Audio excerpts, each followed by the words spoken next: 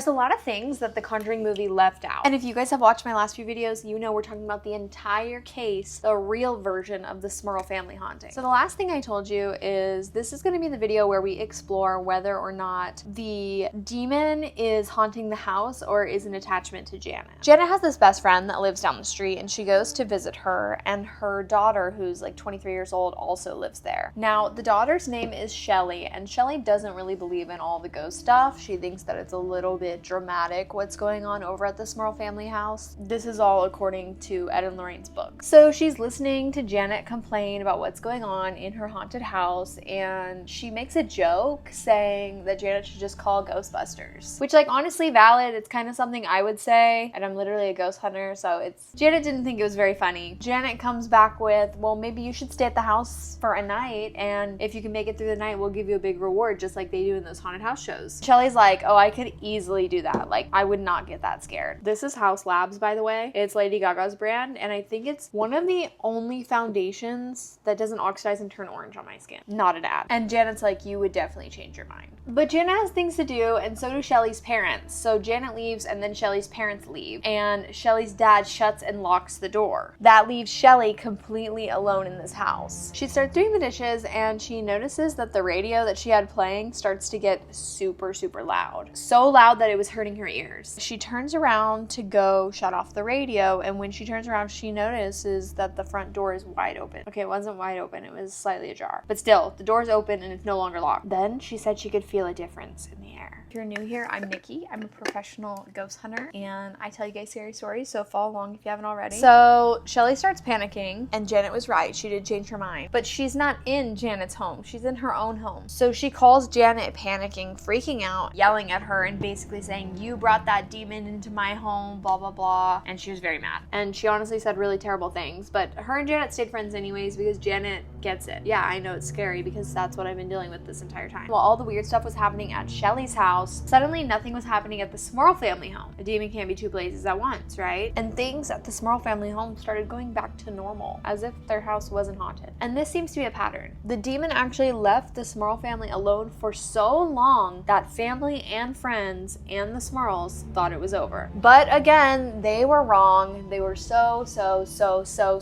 wrong. And it just keeps getting worse. Go to part 6.